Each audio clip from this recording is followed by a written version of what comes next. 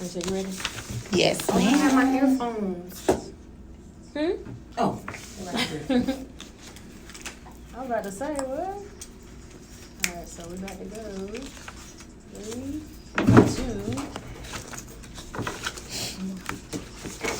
What's up, everybody? You are tuned into Keeping It Real with Leela. I'm your host, Leela LaCherie, and welcome to my show, live on Hits 92.3. I'm sorry I started like 10 minutes late. It was a bad accident. It was just, I was just sitting in traffic. So, yes.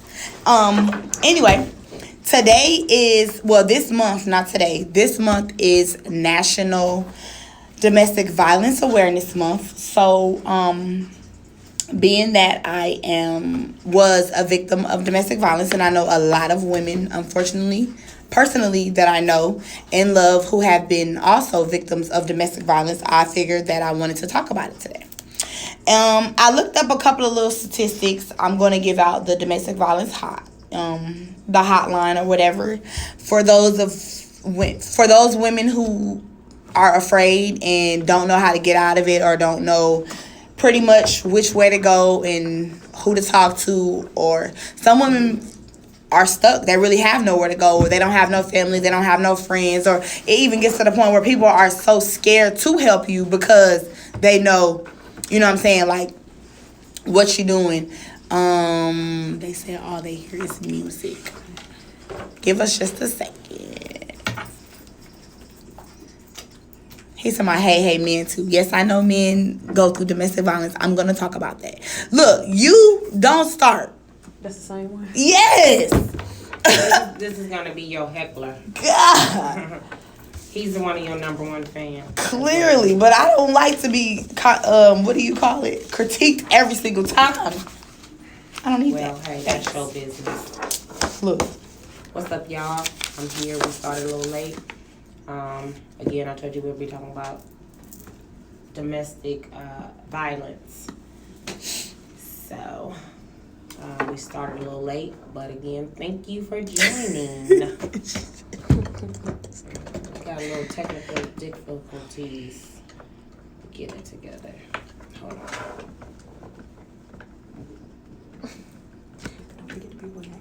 What's up, cuz? Right, that's what I'm saying. The people who are on the app is telling me that they can't hear you talking? No. Can you guys hear me? Can you guys hear me? Yeah, they can hear you on the live. I'm trying to make sure they can hear us on the app. On the iPad. Are you listening on the app? You guys, for my listeners, definitely download the app. Hits 92.3. Say something. I can hear it on it. Okay. So you guys Just can make hear sure. it live. Okay, I was just making sure because I just got a text saying all we can hear is music. So yes, so basically, yeah, we're gonna talk about domestic violence. We both have been in domestic violence situations, and we both have been on both ends. So I do want to make it clear because somebody made a comment about men.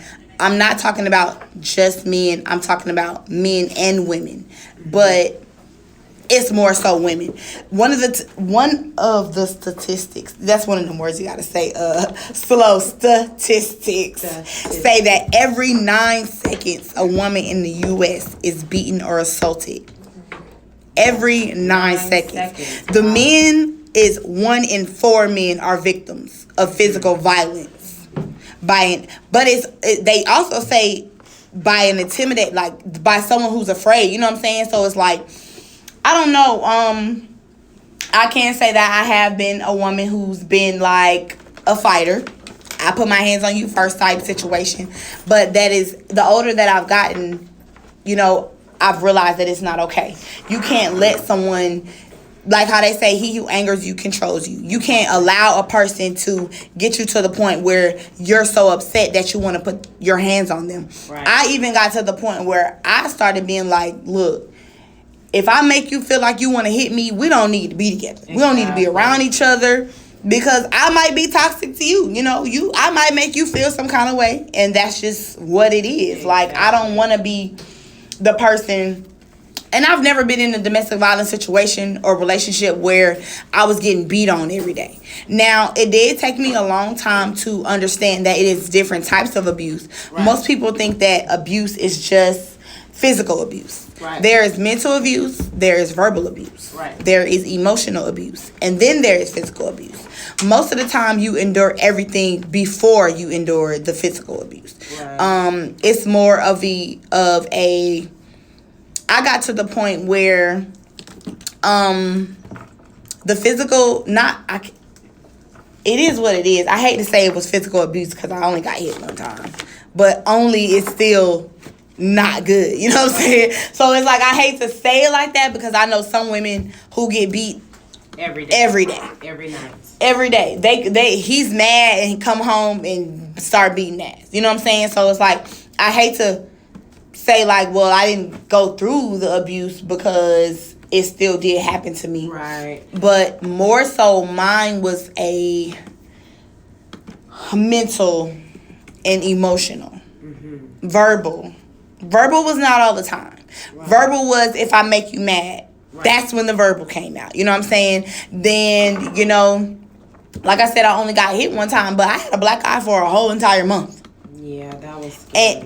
And it was just like to replay the night back in my head when I experienced like my baby was 5 months and he woke up in the middle of the night to get something to drink, food or whatever babies want when they're home.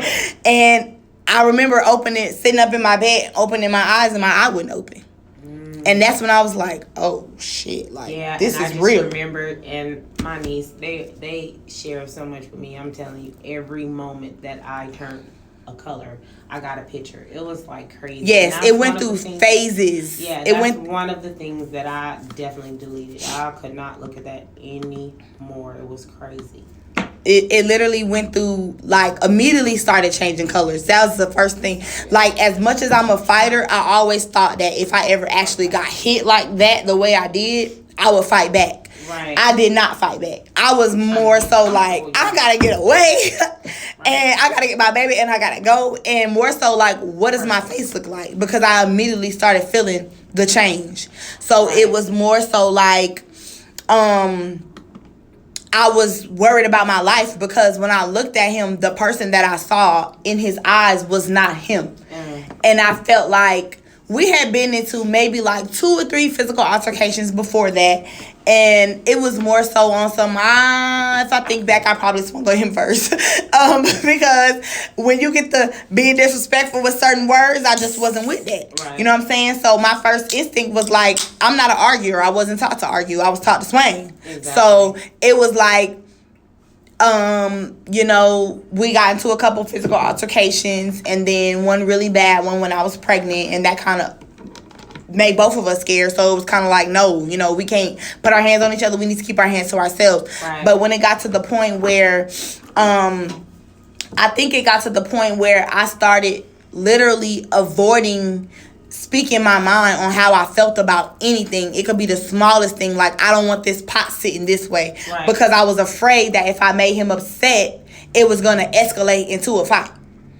And it's like, that's when it's like, that's not okay. Right. I shouldn't be an adult. I mean, you shouldn't be a child either, but it's still, I shouldn't be a grown person afraid to communicate with my partner how I feel about something because I'm afraid that I'm going to have to fight you. Right. I shouldn't have to feel like that.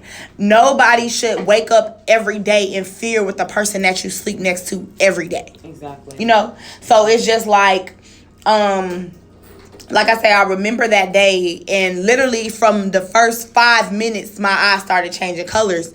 I had to call out of work. I always, saw in the movies. I seen one of my friends go through abuse when we were younger, and it was more so like they were fighting each other, but it got to the point where it was like, this is not healthy. Right. You know what I'm saying? It's like, y'all can't keep, it got to the point where he swung on me and I'm like, whoa, wait a minute. This is not my man. Yeah, I'm not finna be fighting and getting swung on by your man. If you want to choose to get hit or fight, then that's on you, but I'm not dealing with it. So you are correct. If you're listening on the app, I have someone on live and she's saying that love is blind. And sometimes you can't fight back because, you'll lose your life. And that is so true. That's why I didn't hit back, because that day, like I say, I looked into his eyes and I saw somebody else, and I was just like, nah, this is not. I'm like, I was really like in fear, you know what I'm saying? And it was just like, at the time, the space that I was in my life, and I had just had my baby, and my other son, you know, was with his dad and in school. It was just kind of like I had to stay and do what was best for my kids.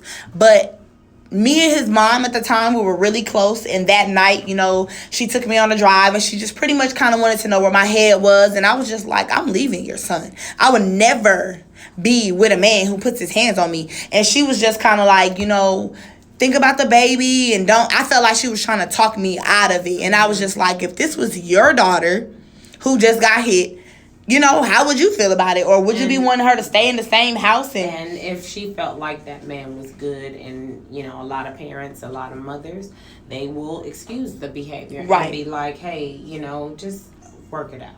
See how you guys can work it out, you know. Maybe it's just this one time he was upset and all that. It's still not okay. And for me, I never was in a just abusive relationship physically, okay? Because, again, as little as I am the aggressor.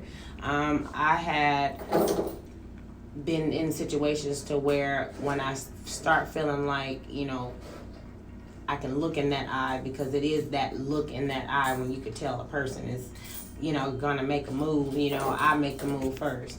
And, you know, and of course, you know, you go in, you go hard, you know, and hey, this is what it is. And the results of that, of course, I had to go to jail. I had to do a whole lot of things, which wasn't cool. But the one that really hit me the most was the verbal abuse. And the verbal abuse, it's one of those things that stick with you forever, because people can say things and have you question yourself. Yep. It gives you anxiety. Right. But one thing I can say, going through the verbal abuse, you know, being a strong woman, you know, when you come out of that, it is not I'm done right away type thing. It is a hard process to escape from. And when you do come up out of that, and if you survive that mental, guess what? You become so strong that nothing could ever come and, you know, break you down on that point, on that level again. And the physical part of it, I know people, I've seen it, I've been, you know, right hand in front of it, to where, you know, it's just crazy how somebody could be sitting there and then all of a sudden get hit in the face in front of you, and then you witnessing stuff like that, you feel like you're a victim too, because what can you do? I can't jump in the middle of that, because at the end of the day, why? You're going to end up going back, or it's going to end up resulting to where you're getting assaulted, and it's just not a good thing. So it's a question, and she wants to know, how is verbal abuse justified versus putting your hands on. The thing about it is, what people don't understand is that no abuse is better than the other. It's not. None of it is okay. Some people, you got to think about, if some people's mental is not as strong as, you know what I'm saying, the next person. Mm-hmm. So you might be verbally abusing me and not physically abusing me, and I might kill myself. Exactly. And the next person, you might have to be beating their ass for them to feel some kind of way. Exactly. You know what I'm saying? Like, every person's mental state is different. It is. Neither, you know what I'm saying? It's like, I agree. Okay, so I said, you know, he was pretty much like, women, someone on my live pretty much made the comment like, women push buttons. And I feel like, I don't care what I say to you. Don't put your hands on me. Keep your hands to yourself. And I also, that's why I said in the beginning of the show that I have put my hands on people because of what they said to me. It still does not make it okay. Right.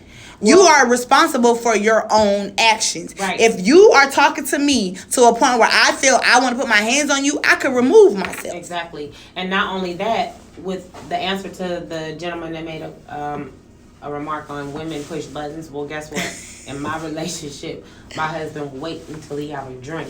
And when he have a drink, he will go and push my buttons. Of course, I would try to walk away because I already know I don't want to deal with someone that's under the influence, because the look in his eye changed.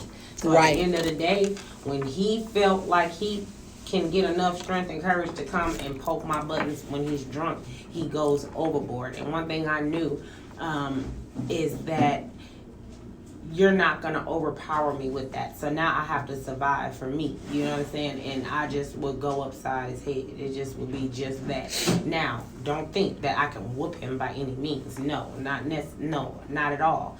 But at the end of the day, I went in so hard, you know.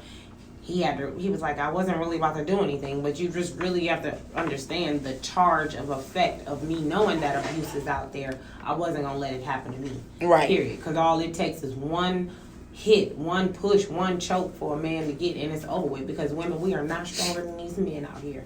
Exactly. So I don't think that not you can physically. challenge them at any way necessary. I never thought that I could whoop a man or do anything like that. It was for me being small and surviving, because you ain't about to get me by no means necessary, and if you do, it's gonna be a fight. Right. That serious. So I'm kind of like glancing over some of the stuff that I kind of like Googled or whatever, and it's saying that in mental abuse, one of the first things that is destroyed is your self-esteem. Your partner makes you feel like pretty much you'll never be able to find another person to be with you. Mm-hmm. And then it's saying that the cycle of abuse, meaning the honeymoon phase, that follows the physical and mental abuse, makes them believe that their partner really is sorry and really does love them. Mm-hmm. And a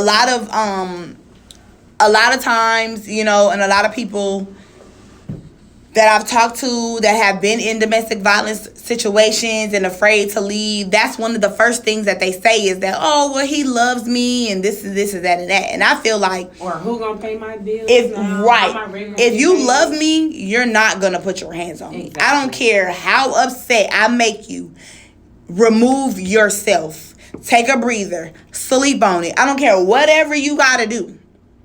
At a point in time in your life, you should just know that it's not okay. Mm-hmm. Like, I'm going to teach my sons that you're not finna just let no woman put their hands on you. But it's other ways to, I done swung on a man and bust all this, and he didn't physically ball his fist up and hit me back. It's ways to restrain you, choke you, hold you down, tie your arms down. You don't have to physically, as a man, ball your fist up and hit a woman to stop her from, you're stronger than us. So if I'm coming at you and you feel like I keep hitting on you, restrain me. Do something about it. You know what I'm saying? Like, I just feel like no grown man should ball their fist up and hit no woman. Period. Point blank. I'm still saying, like, again, because the only reason why I say this, as she just stated, because you have a son. She bust some man's mouth. Bust his whole shit. I'm sorry, he did. And at the end of the day, you know, he is still a man. At the end of the day, I have a son, as she says, and I love my son. He is gentle human being. You understand? He's not one of those boys that's out there that can look at you that'll give you the business right away. However, I don't want no woman to mistaken that he won't slap the shit out you if you hit him first. Right. Because that is what he is taught. I do not believe, a man is not supposed to hit a woman. Well, a woman is not supposed to hit a man. Right. And trust me, when I went in hitting a man, I already knew what the consequences was. Be. Right. You know, I already knew what they could be, and I was ready for it. That's why when I went in the first time, I'm gonna go in hard. It ain't gonna be no stopping. And the only reason why my husband, now mind you, he ain't no puss. He ain't one of them. He like, hey, looking at other look at his eye like, hit me again, it's gonna be a problem. And then that's when you already know there's boundaries. You gotta stop it, and that is not cool. Right, but that's what I'm saying. Like, even though he still felt like, you know, he could give you the look, that was his choice to get a look. He could have just popped your ass back. Oh, now we've had the one and the last time, he was like, enough. Exactly. I was like, if I get about this choke, I promise you, you know. But at the end of the day, you know, enough is enough, y'all. Right. For real. Right. You got to do it. And then another thing, you know, being older now in my relationships, like, I don't argue. That ain't even in my category. The name calling, that ain't even about to happen. Right. Mm-hmm. The physical, that ain't even about to happen. We are now adults in our, you know, I'm in my, you know, mid 40s, and my, you know, dude in his 50s and things in that nature. So at the end of the day, we ain't got that type of time. Okay, we ain't got that type of time. My daughter just went through and she just said, tell you not to say nothing about it. I don't care. I'm her mama, and this is facts. You know, because at the end of the day, when you're going through things, and this is why I also understand why women don't come out and tell family members, because right, they also want to protect the life of someone else or getting hurt, you know, and that's the thing. And as a mom, you know, when my daughter got into a physical altercation with her boyfriend, she didn't tell me. You know, she called my niece, which is why she's younger and retarded. You know, why? You know, I have sense now, you understand, but and then she called her father. Why?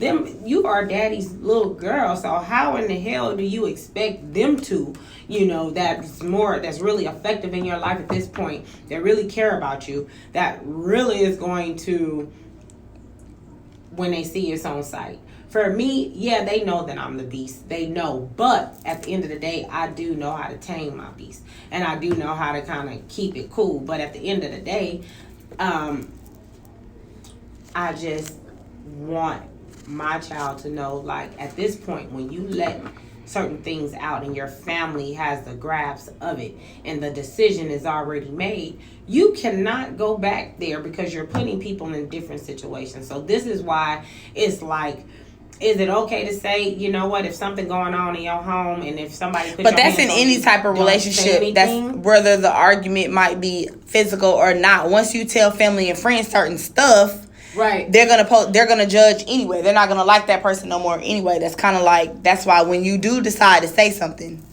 so it's asking you, do you think that it's okay? I mean, is it okay for a abused woman that loves her mate to, you know, don't tell her family because of the consequences that could happen to her love mate, even though she over there getting her butt kicked? Is it okay? I don't think that it's okay, but I think that it's more so a fear thing. Like, that's like, okay, so pretty much this is one of the things I was just reading, and it says it's dangerous to leave. Women are 70 times more likely to be killed after leaving than they are when they stay. Pretty much because it's a control thing. Exactly. That's what I learned about when I went through the different types of abuse. I was like, this is the issue. He's a control. Like, he has to be in control. Guess what? But when they feel they lose the control, it's over with. But guess what? My mind, for one, because it was always instilled in me, like I always instill in my children, listen, I don't give a dang what you got going on. If something going on and you feel any fear, and I know any parent that's with the shit is gonna say these same exact words, you better let me know. I don't care if he tell you I'm gonna kill your mom, I'm gonna kill your whole family. Look, we ain't studying none of that. Yeah, but you can't say that. I know, because when you're afraid, right? You're afraid. I know, but you made me lose my damn train of thought. I was getting to a point, but you know, still at the end of the day, it's like, how do you overcome? How do you be in that? I don't know, but I got my thought. Let me get it back. Listen, what I was about to say is, when I was going through all of that extra stuff, right? Mm-hmm. I always knew in my mind, because my parents always said, look, if you pick up the phone and you call me and you tell me that it's a problem, it's going to be a problem. Right. So be careful of that phone call when you pick up that phone.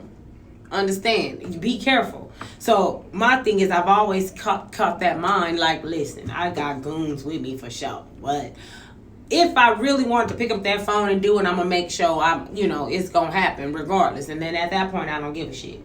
So my thing is like, I would never, in my sense, be afraid to walk away, because I know if I felt like I needed to pick up that phone, I would do it if I felt like I was scared. One person, for me, I don't give a dang, can't be the boogeyman for me. You can't just get one person. Yeah, but sure, that's one person compared to, that's because you have a strong mind, but you still went through it.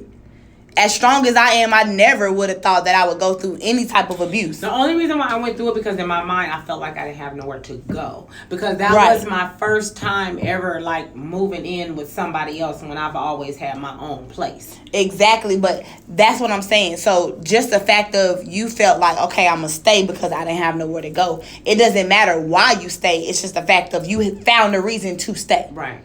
To stay. So this is pretty much they have 6 steps of how to observe or realize that you're actually going through, you know what I'm saying, abuse. Your partner has hit you, beat you, strangled you.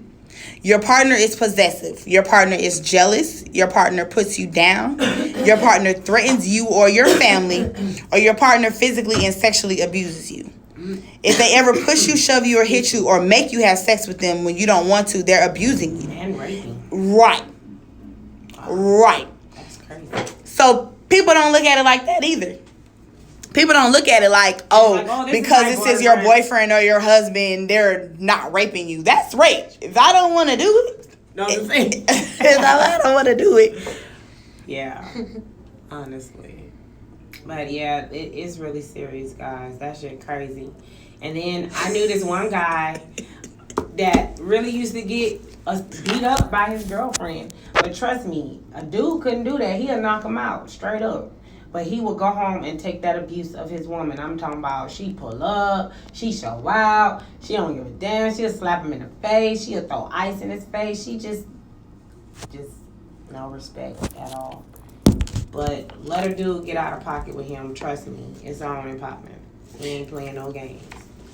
But I mean, you know, I don't know. I was actually. But that's he's being abused. Of course, I know.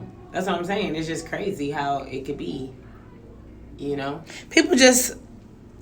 I think that people do think that men don't get abused, and men do go through abuse. Yes, they do, but it is more common that women go through abuse. Like to see that every 9 seconds and a woman is being abused, it's like what? Yeah. Or like I think it was a couple weeks ago when I heard like the number 1 death is by men is domestic violence.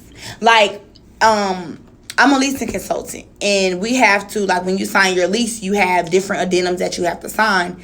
Now there is a domestic violence against women's addendum that is signed. And it's just like, when I seen that, I was like, violence against women. Like, I mean, it should be both, but because of the statistics, they kind of downplay, you know, the violence against men thing or whatever. They do downplay it. And I'm not going to downplay it, but we all know in reality, more women are out here getting abused than men. It's just simple as that. You know what I'm saying? Like, with men, to me, if you allow a woman, it can be more mental to me than physical, because there is weak men and there are strong women. And it can kind of be a mental thing to me more so that you can figure out more of a physical situation when it comes. But just reading some of this stuff and just the statistics on it, it's just ridiculous. And it's just, you know, pretty much like you can't always be able to pick up the phone for help. And this is my first time speaking on domestic violence, but I do want to take this a lot further. I want to actually do like a whole campaign of something that I want to do next year when I do sit down and start my talk show, because a lot of this is like so downplayed, and it's really not okay. You know what I'm saying? Like, it's really not okay to, I hate that I had to actually endure it. You know what I'm saying? I hate that I had to deal with all the steps of it, to wake up every day, to even see a picture. So I remember going back to work, like, my eye was black, but then it was swollen. So when the swelling went down, I put makeup on it to go back to work, because I had just got a new job. And I already had to make up a lie, pretty much, that I had an issue with my child and I had to go back to Atlanta because I didn't live in Atlanta. I pretty much had to make up this lie that it was an emergency when it came to my child, so I couldn't lose my job because I had just started my job. So it was like, okay, weeks went by, and it was like my eye was not swollen anymore, but it was still dark. And it was like the top of my eye had kind of went away, but the bottom was still dark. So I remember like my first day going back to work, and I piled a whole bunch of makeup on my face, which kind of made it look weird anyway, because I don't wear makeup. I wear makeup, but not like that. And then I had some glasses on to kind of like try to cover it up, but it was so far down, it was really just no hiding it. And I remember it was a girl or whatever, and she was like, oh, Tanisha, she was like, you got some makeup. And I was kind of like shook my head real quick, like, please don't try to draw attention to my face. And she kind of got it like, okay. Like, she kind of got the point, like, she figured it out, like, no. Because I was like, no, wait a minute. Because everybody it kind of would have made everybody look like, oh, their makeup, is that, like, what is that right there? You know what I'm saying? So I just kind of was like, oh, no. So it just made me be in a shell. I didn't want to go to work. I didn't want to leave my room. When I was at home, I stayed in my room. I didn't want to it was just like, I mean, I literally called a couple of my friends immediately, and I probably called you. I just kind of really didn't say nothing, and it was just, of course, everybody was immediately like, oh, I'm on my way to Augusta. Like, you're coming with me, and I was just kind of like, no. And then it was like, what you mean, no? And it was just like, she had a plan. I had to do what was best for me and my kids. Exactly. Because I knew I wasn't getting beat on every day. Right. But it was just so, I had to do what was best for me and my child, because like one of my friends, she was like, oh, I'm leaving work right now. I'm on my way. Like, you can come stay with me. And I was just like, no, I can't. Like, in reality, it's like, I just got a job. I'm fit to start school. I got a 5-month-old baby. I don't have no car. You're only gonna be of help, but for so long. Then it's gonna get annoying, and it's, you know what I'm saying. So it's like, people don't understand that it takes a lot to walk away when you're in a domestic violence situation, and when you do call your family and friends, you still have to remember that you have to do what's best for you. Exactly. And I had to kind of put my foot down with the people that I did tell, because it was like, no, I'm not being weak. I'm being smart about the situation, because I have a newborn baby and I have a 5-year-old already. And I am trying to get my life back together, you know what I'm saying, starting work and starting school. And I really didn't have nowhere to go where it was just like, oh, I could just sit around and not do nothing. Right. Kind of like what I was able to do where I was. It was kind of like I was not able to sit around and do nothing, but I was actually able to sit down, take care of my child, take baby steps that I needed. I wasn't stressed about bills, and it was just more so a whole support that I had at the time that I needed. So going through the abuse was kind of like, I really didn't even think about it as abuse until we went to therapy, trying to work it out. And that was also, to me, like, oh, this is a lie, but I'm just going to play the role. Because I really, in my mind, was like, I'm not staying with nobody who would hit me like this. Right. But it was more so like, I still have to pretend that everything's okay. I still have to play my role and still have to. And the day we went to therapy, we was like, okay, we're going to decide to go to couples therapy. We're going to talk about this. We're going to do this and do that. We literally went to therapy one time. And what I heard from her, I was so sick to my stomach. This is when she was like, do you realize that you're being abused? And I was like, no, I'm not. You know, I was like, you know, just kind of explaining to her, like, no, I only got hit one time. She was like, no. You're being verbally and mentally abused.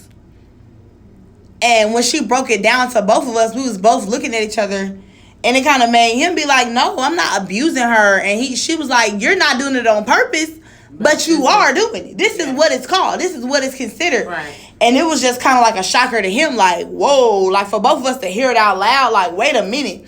But it was like listening to just the responses that he was saying before. She was like, I gotta stop y'all, because I can't take it no more. Like, this is abuse. And it was just like, whoa. That was like a gut punch. Like, I never thought in my life, as strong as I am, that I would actually experience abuse. Yeah. And that's when I actually realized, like, people think of abuse and it's physical. Nobody thinks about the girl or the woman who goes to work every day that's really probably afraid to go home every night. You know what I'm saying? Nobody's thinking about that, and not necessarily, or probably afraid that if I put the pot this way, I'm gonna get, you know what I'm saying? Like, cause that I've literally told somebody before, like, I don't remember what he said, but I was like, do you know who my baby daddy is? Nothing you could say could hurt my feelings.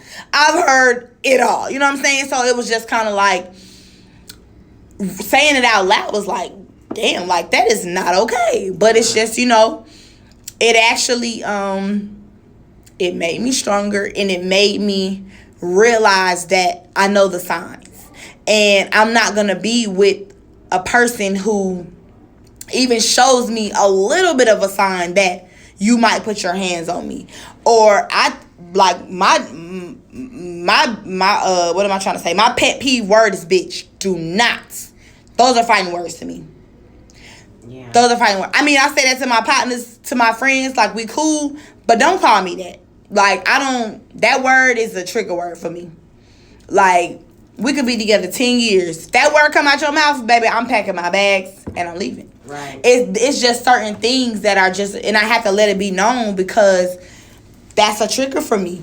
And I know myself, and I don't even want to be around somebody who triggers me to put my hands on them. Or disrespect them. Or exactly, because I can be disrespectful as well. You know what I'm saying? So I don't even want to be in that situation where I feel like I want to put my hands on you, or I want to call you out your name, or belittle you, or this or this or that is that. And I feel like if you feel that way about me, if I make you get to a point where, because I had to say that, you know what I'm saying? Like, if I make you, because it was kind of like the reason I got hit was because I did this or said this. And it was like, if I make you feel that way, then we don't need to be together. Because nobody can make you feel. If you want to put your hands on me, or you want to talk to me that way, why would you want to talk to the person that you quote unquote love that way?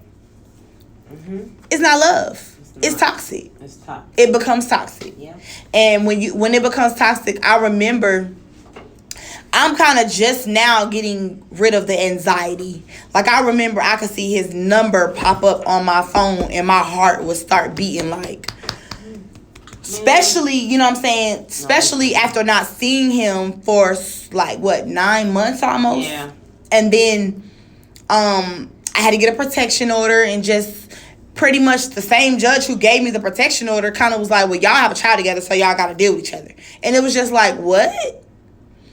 It was more so of a fear now. Then what was playing back in my head was like, okay, I will always play back the day, you know, it happened. And it was like, so that was when, if he hit me like that when we was together, I can only imagine how he would hit me if we ain't together and I don't like you no more. So it was, it really gave me really, really bad anxiety. And I'm just now to a space where I had to start meditating and just, like, getting my peace right, because I was like, Tanisha, this is somebody that you have to deal with forever, pretty much. Like, I don't believe when you have a child with somebody, you got to deal with them till your child's 18. If your child gets married at 35, you're going to have to see that person. You don't have to deal with them in a sense, but you still are always going to be a part of their life, and they're always going to be a part of yours.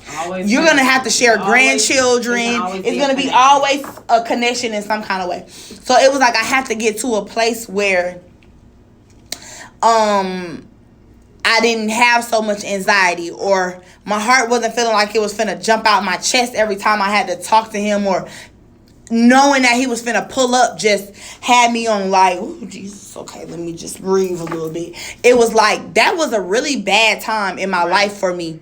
And I'm just kind of glad that it's over with, because it's just not a good feeling. So I can only imagine a woman who goes home and feels like that every single day.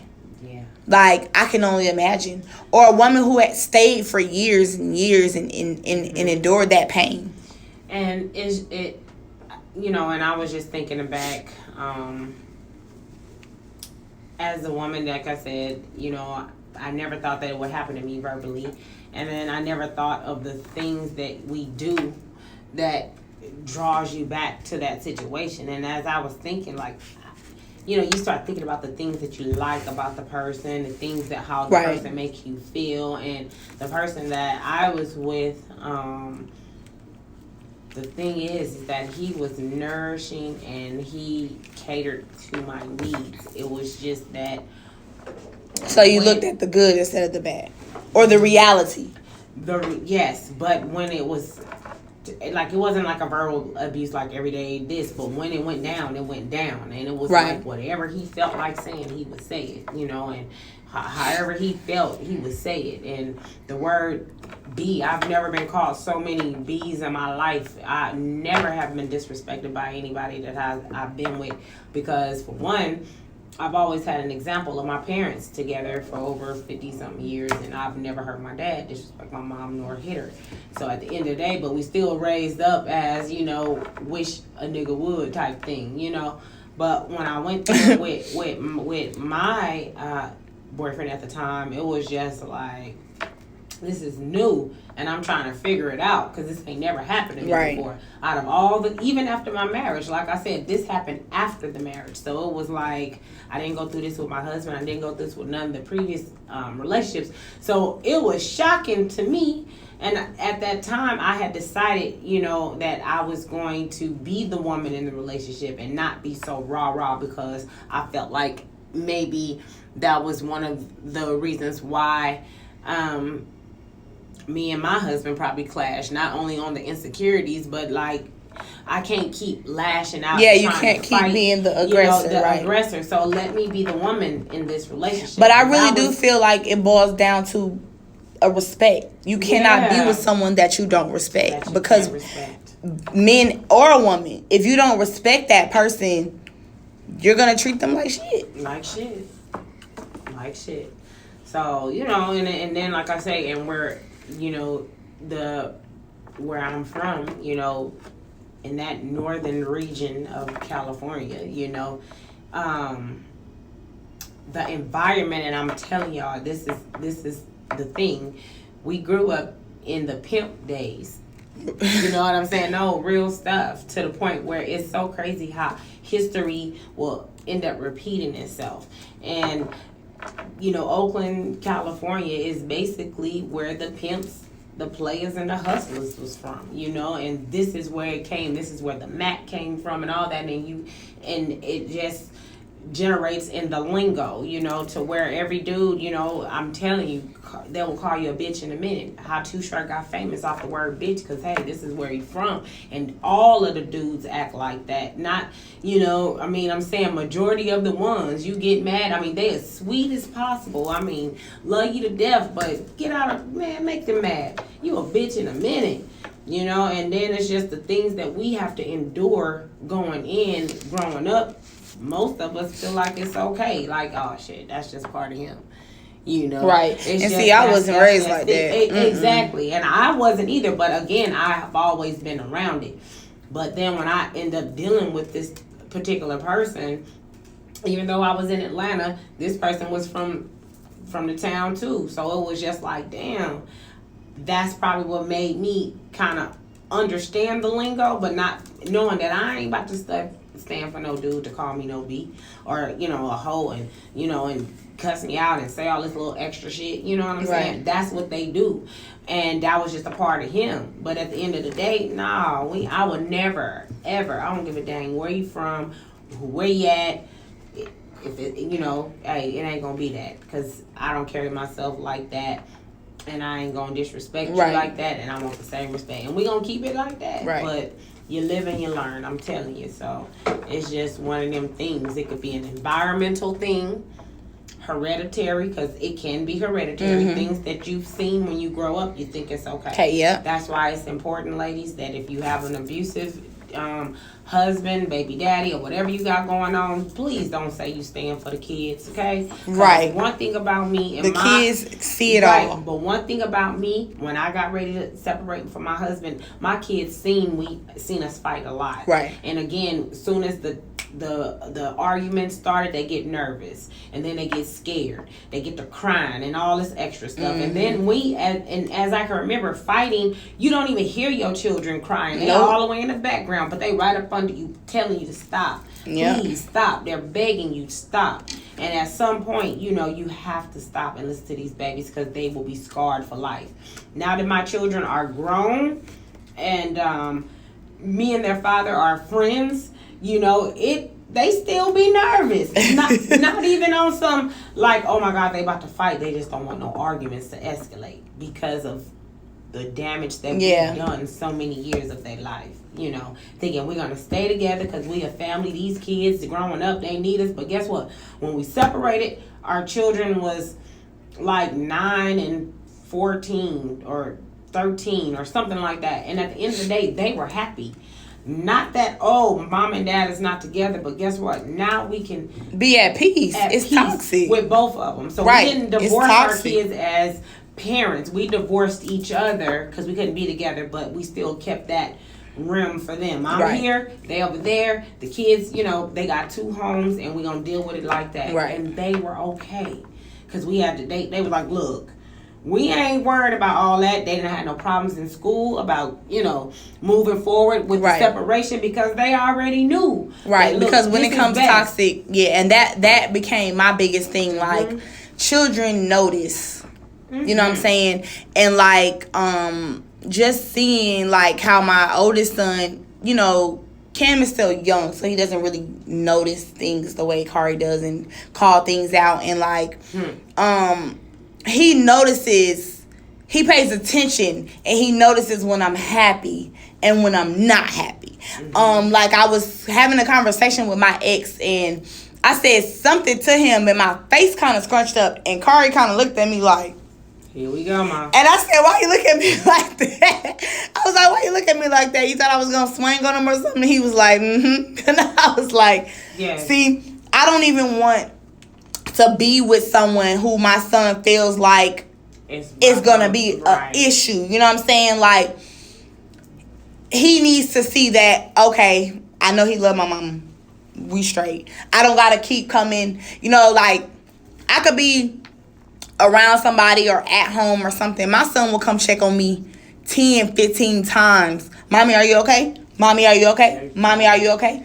And I notice now, like, with my boyfriend out with now, he don't do that. He don't come check on you. He don't check. Right. He might go. He gonna come talk to him. But with me, he knows, like, oh, my mommy's happy. Oh, she's in a good place. Oh, she's this. Oh, she's that. You know what I'm saying? And it's just like, he needs to see.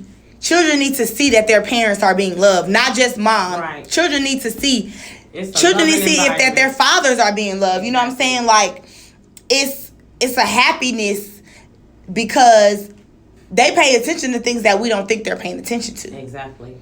And I really just kind of just really realized that when I was just talking about it, like, he don't check on me no more. Like, because he knows, he knows I'm okay. And that's a beautiful thing because, you know, your kids, one thing we don't realize because we think kids don't matter, but your kids are their people at 2 years old, okay? Right. And at the end of the day, god dang, you already know when your baby start crying, when they in the room because they feel like it's some bad energy. Yep, they feel it. They feel the energy. So just because they can't talk don't mean that they don't, hey, you know, I don't want to be around this person. You know, this person ain't cool.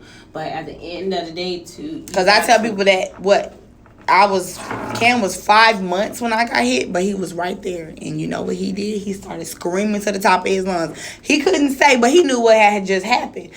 Kids are still human beings. Yeah. We act like we don't know that. Yeah, and, you know, one thing that kids, and especially getting, like, older, like Kari and Cam. Right. It's even, Cam even, he's never seen me and his dad, like, actually talk and interact and... You know, he kind of be looking like, what's going on? Yeah, like, y'all cool or something? Like, what is this? Yeah, and you got to keep... But I think that's good for children. They need to see even some kind of friendship. Not friendship, but some kind of cordialness when it comes to their parents. Type of relationship. Yes. It has to be. And, you know, kids want their peace. Right. Just like we want our peace of mind, it's more important that the kids have it. So they can be healthy and they can have that mind frame to where, hey, I didn't go through this all my life to where, hey, I'm gonna be accepting abuse. Because one thing, even if I see my mom go through it, she put an end to it immediately. We didn't have to deal with that for a long time. You know. Right. And he also knows my mom is a strong black woman, a strong woman, and I'm going to, and she ain't about to stand for nothing. He's seen that too. Right. So you just got to make sure you show examples. Exactly. And I'm glad that I'm in a point in my life where I can show an example, and my man can show him an example of your Exactly. mommy's being loved correctly. Exactly. Yep. So, like I said before, I will give out the number. So the National Domestic Violence Hotline is 1-800-787-3224. They also have an email address, hotline.media@ndvh.org. And they also have a mailing address that they say you can write them or anytime like that, because depending on your situation, you never know how contact with someone, you know what I'm saying, like a call log or an email or, you know, whatever. You might have to send them a message or have a friend send them a whatever. They have a couple different ways of contacting them. So they put their mailing address is the National Domestic Violence Hotline, P.O. Box 161810. It's Austin, Texas 78716. Thank y'all for joining me tonight. Like I said, this was a little bit serious. I shared a little bit of my personal insight, but it's okay And because, like I say, me into the I started this because we've experienced these things, and it's okay to talk about it. You know what I'm saying? Like, this is something that I've gotten past. I went through it, and I got through it, and I'm moving on. And I don't mind sharing my story because that's the point of keeping it real. Right. Also, you know what I'm saying? She did not say, too, she gave you the addresses to the domestic violence line. And for those who are on social media, you can also go to the domestic violence and also domestic violence survivor. And they have a whole bunch of information, quotes, stories, and things like that can help you guys, too. Right. And please, if you know a person who is going through domestic violence, offer any little bit of help. Offer any little bit of help, because you never know, that might be the last conversation that you have with them. Right. This is something that's really serious, and people should take it more serious. And if you're listening and you're a person that's going through, it doesn't matter if it's the slightest bit of uncomfort. Find a way to leave. And Find a way. There is right. help. There's help. You know what I'm saying? Hit me up if you need a little bit of guidance, or if you need me to contact for you, I'll do that. I don't mind. And same here. And, you know, like I said, I appreciate the supporters. And with that being said, y'all have been... Your life. Yes, save a your life. Save a life, and those who are going to save your life. Yes. It is important. And y'all have been tuned into Keeping It Real with Leela, live on Hits 92.3. I appreciate all your love and support, and I'm out of here.